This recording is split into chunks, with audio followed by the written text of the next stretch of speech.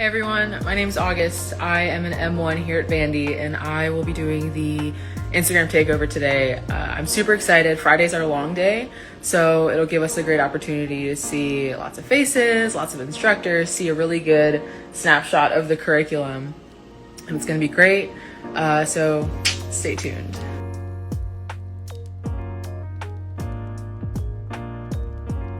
Okay, so first off, on Friday mornings, we have CBL, which is case-based learning.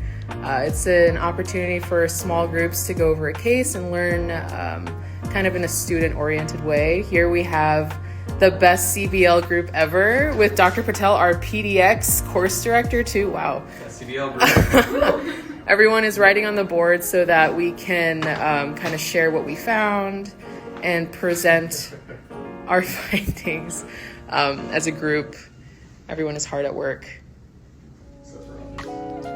Okay. So this is EBL 238, which is our main lecture room. We are all mingling, having a great time before our didactic session for learning communities. We're all separated into 4 colleges. Hi. And before each Friday, we have a little lecture about what we're going to talk about in our colleges. So yeah, so almost the folk say hi. So for learning communities, in the beginning of the year, we were all kind of sorted into 4 Harry Potter-like houses. I am in Gabby, which is the best college, who is, and our advisor is Dr. Alos, who's going through our names right now. Who's also our block director for M&I. She's running through. Say hi, everybody. Hello. Hi. So one of the additional benefits of being in Gabby is that every Friday we bring in food. This week we have Ankita and Christy. Please take us through a tour of the food that you brought for us. Okay, so we've got like a salty sweet combo going on. So we've got some assorted dips started out with some chips. Wonderful, everyone is enjoying. Yeah, we've got some salsa, some roast salad, and some hummus. And I've made brownies that are very nuanced. They have a lot of layers to them. They're going through a lot. Oh, we got a Yeah, little. we have a Ooh. It's gooey. It's gooey. It's giving gooey. Has a little crunch. It's very layered. Yes. Okay. Fantastic. 10 out of 10. 10 out of 10. All right. Here we have Jen Kong and Eli Bradley. They're going to give us a little tour of the student lounge. Okay, so this is where we all hang out and eat lunch, and whenever we have free time, we have. You have to speak up. It's rowdy in here. Say hi. They're giving us a tour. Our foosball table, Foosball table. our pool table. Pool Ping pong table. table in the back. We have a switch. It's new. Oh, that's right. Say hi, Christian, to the mom. What's up? Is this Instagram live? No, it's not live, but yes. Oh, this is the super long line for the microwave. 4 microwaves. Incredible. Okay, you got 1 shot. Okay, that was good. Good job. Oh, attendance. Finally home after a long day at school, but wanted to give you guys a more general overview of our curriculum. As you probably already know, we have a 1-year preclinical here at Vandy with 6 blocks over the year that range from 6 weeks to 12 weeks. The first being Human Blueprint and Architecture, which we just got done last week. Had our exams Thursday and Friday, which we were super pumped about. It's kind of a biochemistry and biology-based overview of the human body. It's a lot of stuff we've seen in our pre-req classes and in studying for the MCAT, but obviously ratcheted up a few degrees. We are now knee-deep in microbes and immunity, which will then be followed by homeostasis. Then we enter our more organ and system-based blocks of renal and digestion, reproduction and endocrine, and then brain, body, and movement. It's a really well-organized and well-planned structure to the curriculum that really share space with the academic side of things, but also being able to do patient-oriented medicine. On a more day-to-day basis, we have a really cool spread of classes that use a variety of teaching and learning styles.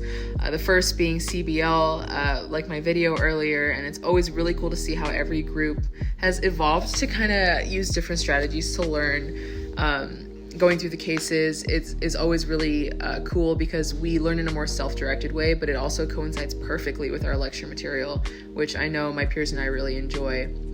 We have the lectures throughout the week. We have PDX, as I showed earlier. It's an awesome course where we get to learn about the more practical, patient experience-oriented skills that we will employ later on in medical school. And then we have Foundations of Healthcare Delivery, which has a continuity clinic that all of us are assigned to, where we get to work with preceptors and go into clinic in our first year, which is really, really exciting. And learning communities, another shout out for Gabby, best college. Overall, my admissions process was very long. To be totally transparent, I was a reapplicant. I applied during COVID to a handful of schools. I was not very educated on the process, but in my non-success, I really learned from my mistakes and was able to strengthen my application, become a much better candidate in my opinion. And when this past application season rolled around, I felt like I had a lot more tools in the arsenal. I always suggest submitting right on time. I think the rule of thumb is 2 weeks after you receive your secondary. I did my interview in mid-January of this year, which is crazy. Heard from the admissions committee in the first week of May, got in off the wait list, which is very common in Vandy. They love having that kind of fine-tuned control of their class, which we all really appreciate. And here we are. So scribing was hands down the most important clinical experience I had before medical school. I will say I was extremely lucky with the physicians I got matched up with, so huge and loving shout out to Vanderbilt Ortho and Urology. But on a practical level, becoming comfortable with the electronic medical record system, learning how to write a really great chart note, becoming comfortable with the verbiage, and with working on a clinical team, all are super, super valuable. But what was most important to me was learning about the physician-patient relationship and having an exposure to the lifestyle of a physician beforehand. Really absolutely confirmed that this is what I want to do, and it was so fulfilling to go into work every day and maintain these relationships with not only the people I work with but with the patients. And I think that is a sort of resolve that shows in everything you do and every conversation you have. So to this day, it's been really, really important to me. So besides the obvious incredible reputation of Vanderbilt, I loved the idea of a 1-year preclinical because it got us to the clinical parts of our medical education faster. But not only that, we also have like patient work and education during our first year. So that's, so awesome. And like I mentioned earlier, I had worked within Vanderbilt, so I had seen the unbelievable culture within the system from top to bottom. Everyone I worked with was so incredible. Everyone who had gone through the school was great. There are so many examples of double, triple, quadruple doors where people stay for medical school, residency, fellowship, and become attendings here, which I think is concrete evidence of, people absolutely loving it here.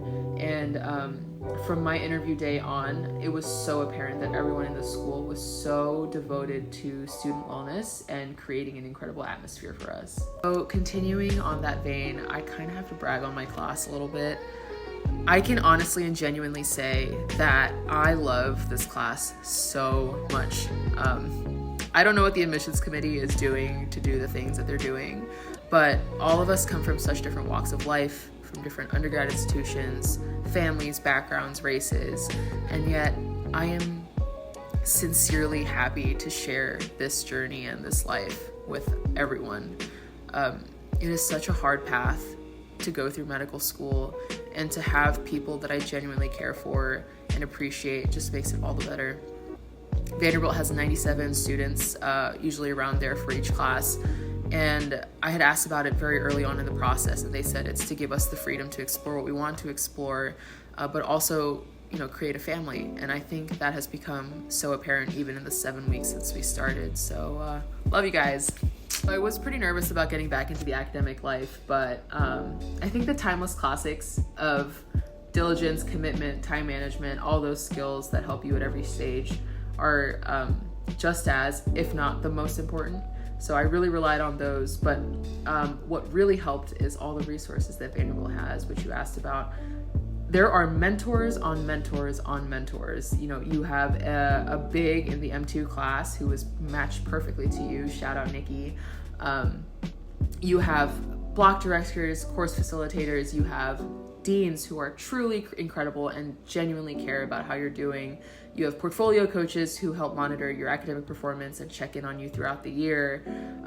Every single student in the upper grades that I've encountered has been so eager and willing to help out all of us. So I don't think it's possible for you not to feel supported and loved and appreciated, which has been so special. So this is all with the caveat that I'm firmly outside the bounds of the admissions committee, but in my opinion, pursuing clinical and research work should be about garnering meaningful time and experience that strengthens your resolve to pursue medicine. Everything that you could talk about in an interview should be because you want to convey how important it was to you, how valuable it was for you deciding to pursue this insanely challenging journey. It was a very hot topic in my interviews, and I was able to speak genuinely on them because they had been so important to forming the desire and forming the identity that I had in pursuing medical school. So it was just an added benefit that it was at the same institution that I was applying to. So search for those meaningful moments and keep them close as you interview.